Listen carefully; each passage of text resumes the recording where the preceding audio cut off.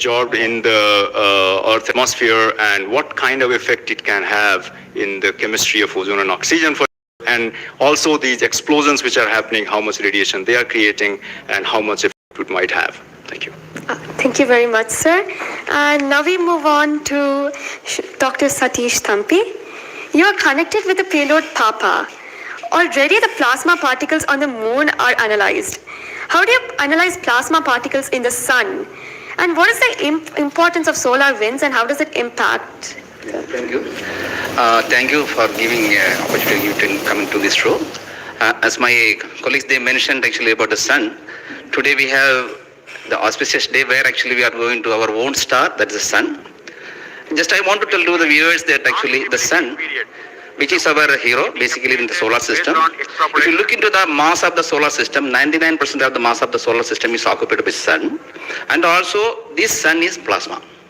Now when we are talking about the heliosphere, actually with this all our planets are engulfed in that thing. You know, we have been studying in decades, maybe in centuries, we have been studying about the sun. But what we are lacking actually a comprehensive approach, because sun is giving its energy mainly in three forms. The first one is the radiation, actually my colleagues already talked about, which we can do remotely from our ground. But the plasma, basically we are talking about the solar wind, what we call the space plasma, as well as the magnetic field. This can be only studied by in situ. If we study all these radiation, particles and field, then only we will get a full comprehensive understanding of the sun. Now, we are getting the first space-based observatory from the Indian soil, and we are making this opportunity. And of course, I am thankful to ISRO and all my colleagues and my teammates from SDSC and all my scientific colleagues here. This is the opportunity we got actually. We are trying to understand actually all the three things: radiation, particles, and field. Already they mentioned about the radiation. Now, Dr. Bivin will be talking about field. Just I want to emphasize on the particles. That's why we named it as PAPA. PAPA means Plasma Analyzer Package for Aditya. This is developed by Space Physics Laboratory in support of Vikram Sarabhai Space Center. And now this instrument has two components. If you look at the solar wind, basically it comprises of 95% protons, then alpha particles roughly around 4 to 5%, then equal number of electrons also. So our PAPA is a comprehensive package measuring both ions and the electrons.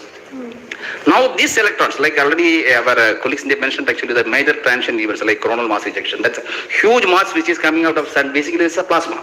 Basically when you are talking about solar and basically nothing but it's the extension of the corona only. That's atmosphere.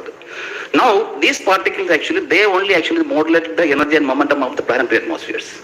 See when then sun is quiet, like it is not aggressive, suddenly what we are getting the ambient solar wind. So if you look into that thing actually, that one actually gives what we call about the interactions, what we call the normal routine phenomenon which is happening on the earth. But when there is sun is angry, so it gives like in a CME, CAR or these sort of events are happened. That is really going to affect our planets. That's what we call the space weather.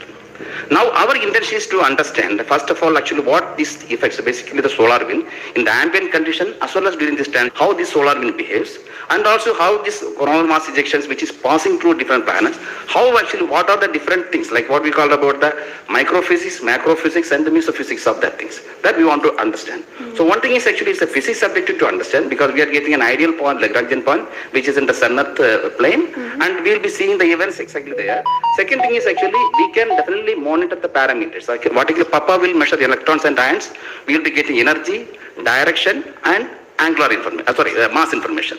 So if we know these things related to electrons, electrons we don't want the mass, but for the ions we are getting the mass information.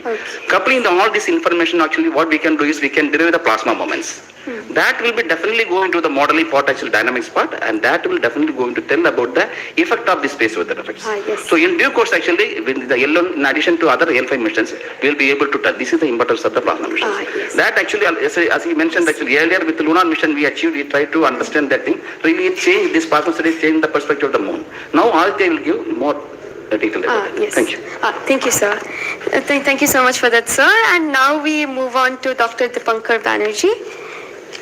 So you manage the beautiful solar observatory at Nainital. How do you think the studies of heliophysics will supplement Aditya L1? Can you tell us something about the history of solar observatories in India? That's right. India has a long tradition of looking at the sun from the ground. In fact, from Kodaikanal Observatory, we have been observing the sun for more than 100 years. And also we have beautiful, a solar observatory at Udaipur, in the lakeside, and at Nainital. We are looking at the sun. But there are limitations of looking at the sun from the ground because you can only see the lower atmosphere of the sun. So this was very, very important that we could go to the space. And this is a fantastic opportunity. Originally, more than 10 years back, we were only looking at a small satellite program. And then Professor U.R. Rao suddenly came up with this idea, why are we taking baby steps? We should, entire country, all the scientific institution got very much highly motivated. There are multiple payloads were then proposed. So eventually now we have a Lagrangian 1 observatory class mission. And as you heard from my colleagues, that it is a multi-wavelength observatory. So that's very important to have the shorter wavelength coverage from the space. And in addition, the ground-based observations are also important. So a combination of the ground-based and the space-based platform is very, very important. And since you asked about the question about the, how Aditya in the overall heliophysics research within the international scenario, we only have 3 spacecraft around Lagrangian 1 point, primarily from NASA and ESA. So I think again this is a fantastic achievement from India. If you could reach L1 with the full observatory class mission, it will really open a new window altogether. So I think this is a great opportunity, and we are all looking forward. And as I mentioned, probably we'll request that a better ground-based facility. We have already projected a National Large Solar Telescope project from the ground. I think this is now high time we have a very nice ground-based. Sir, a great opportunity. And now we move on to Dr. Vipin K. Yadav. So you're in charge of the magnetometer. What is the contribution of magnetometer to Aditya program?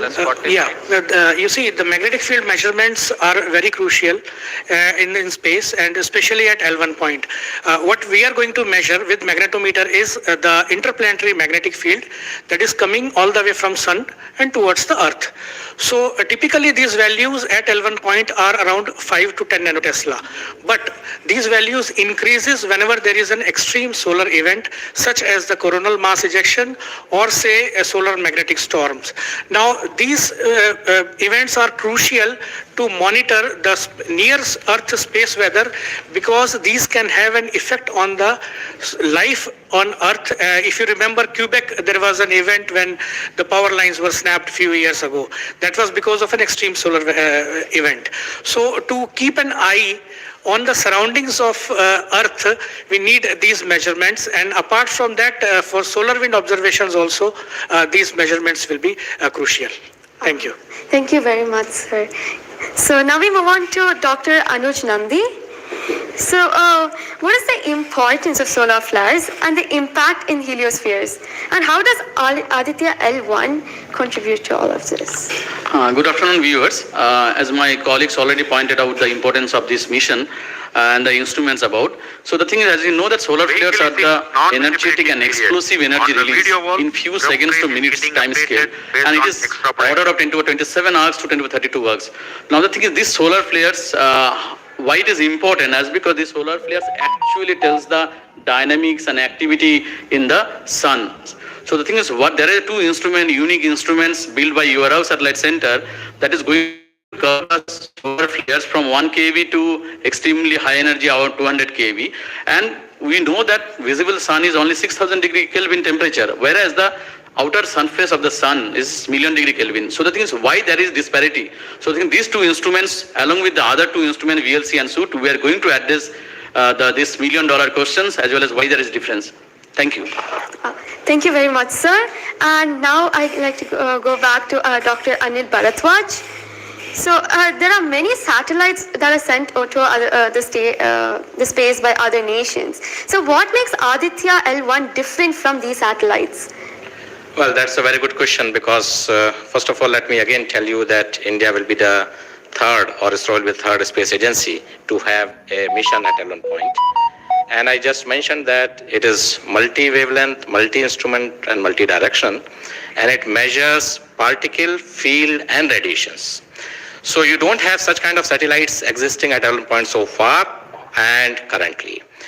That makes Aditya L1 absolutely unique because we are going to measure remotely, in situ, and particles and fields. I was also mentioning about multi-direction, and that is coming from the aspects payload, which stands for Aditya Solar and Particle Experiments. And this is going to measure particles ranging from 100 EVs going to several MeVs, which is essential for us to know because when the CMEs are happening or the sun is quite angry, the plasma which is coming out from the sun ranges from several EVs to several MeVs. And therefore, we should know in what direction the plasma is coming and whether the plasma is getting accelerated in between when it comes from sun towards earth. And therefore, there is a multi-directional information which is available from the aspects payload because it consists of two sensors, SWIS and STEP, essentially giving you in two different energy bands, and therefore we'll be able to quantify the CME, CIRs, and all the processes which is happening on the sun, which gives out coronal mass ejections. Thank you. Thank you very much, sir, for your remarks. And now, how does the Indian science community seek to capitalize on ISRO's capabilities, especially these observatory missions like ASTROSAT and Aditya L1? Yeah. So now ISRO has established that it has a capability to send observatory class missions anywhere in the interplanetary medium. ISRO also is developing capability for small satellite missions like nanosat, CubeSat, as well as the small satellite capability. And that is something which especially a heliophysics community could utilize it because we can, at a low cost, we can launch many more such instruments which are essential for heliophysics community here in India. So, and also the bigger mission takes its own life cycle because it requires technologies to be developed for a bigger missions.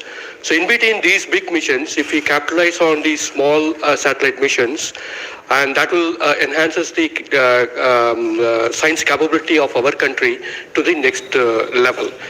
And as you know, the science and technologies are always synergized. As the technology improves, your science improves.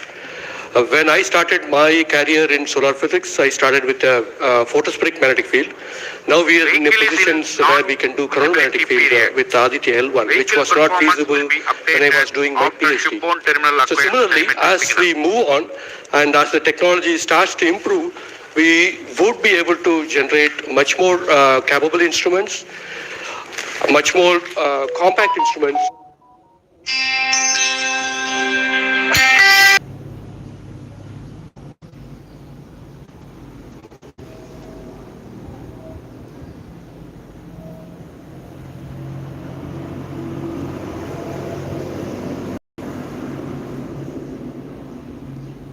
Which will enable us to do much more science than what we can currently do. So we look forward to capitalize on ISRO's capabilities, both at the large scale as well as at the small scale instruments, and also its capability for developing new technologies in the near future. Thank you very much, sir. It was very interesting. And to end this, I have a last question to Dr. Dipankar Banerjee. And it's about what kinds of outreach is possible through this launch to energize the scientific community? This is a very, very important question, and we are proud to be Indian now after the Chandrayaan success. I think it's just not the students, the entire country is excited. And we got this opportunity to now travel towards sun. So it is very important that the younger generation, comes into the research and also utilizes the data. For the community, engage with this mission for decades. We understand what is expected to be a port cell at Nainital, and we are going around in the country. We are regularly conducting workshops. So through these workshops and training program, we really want to reach out to other people who are particularly in the universities or IITs, because they have so far not been directly involved with the Aditya mission. So I think we are really really going out, and we expect that the youngsters, the next generation will come and utilize this data, because the data is for the community. So unless, we have more users, we will not be able to effectively utilize the data, scientific data which is coming, and the way we can help the community at large. Thank you. Thank you very much, sir. I think it is very important for us also to reach out to schools and colleges, because the younger generation should be told about this kind of activities which is happening in the country. Chandrayaan 3 launch has galvanized the whole nation, and everybody is interested to know what all is happening in the science and technology within the country. And therefore, this mission, along with the Chandrayaan 3 mission, that is the Aditya L1 mission and Chandrayaan 3 mission, is going to give us a lot of new information which is going to be very beneficial for the country. Thank you. Thank you very much. Thank you everybody for participating in this discussion. And now we move on to the control room. Thank you, Srinidhi, and I thank all the panelists for enlightening us about the high-tech science that Aditya L1 is about to do.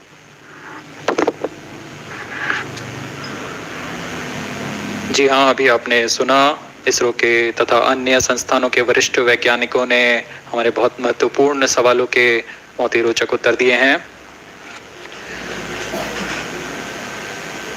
इस दौरान चतुर्थ चरण के burn 1 को confirm किया गया है Fiji telemetry स्थित स्टेशन से। इसमें यान में होने वाले त्वरण के बदलाव को मापा जाता है और इससे पता लगाया जाता है कि यान के इंजन में शुरुआत हुई थी या नहीं, और इसकी पुष्टि कर ली गई है। लेकिन अभी भी यान हमारे दृष्टि से बाहर है, हमारे ट्रैकिंग रेंज से बाहर है, लेकिन इसकी यात्रा अभी जारी है। और अब हम स्क्रीन पर देख पा रहे हैं यह पूर्वानुमानित पथ दिखाया जा रहा है, यह अनुमानित पथ है। ग्राउंड स्टेशन से पुष्टि होने के पश्चात यहाँ पर इसकी पुष्टि की जाएगी। आज 11:50 पर प्रमोचित हुए PSLV-C57 रॉकेट की यात्रा अभी भी जारी है। प्रथम, द्वितीय तथा तृतीय चरण के सामान्य कार्यकाल के पश्चात इन्हें यान से पृथक कर दिया गया था और फिर टर्मिनल acquires telemetry signal. जी हाँ, इसकी पुष्टि हो गई है। शिपबोर्न टर्मिनल से हमारे यान को ट्रैक कर लिया गया है। At present, ground trace and FPD are updated based on real-time data.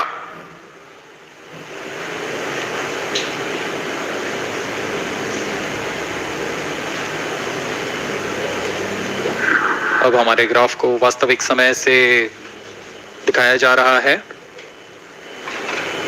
यह वास्तविक डेटा है जो अब हम देख पा रहे हैं।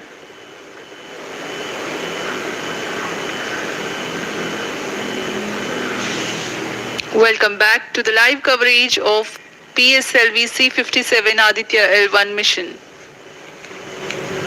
The launch took place at 11:50 hours Indian Standard Time from the second launch pad at Satish Dhawan Space Center, SHAR, Sriharikota. The first, second and third stage of the launch vehicle have performed normally, and the launch vehicle was in the no visibility range for the ground tracking stations. Shipborne terminal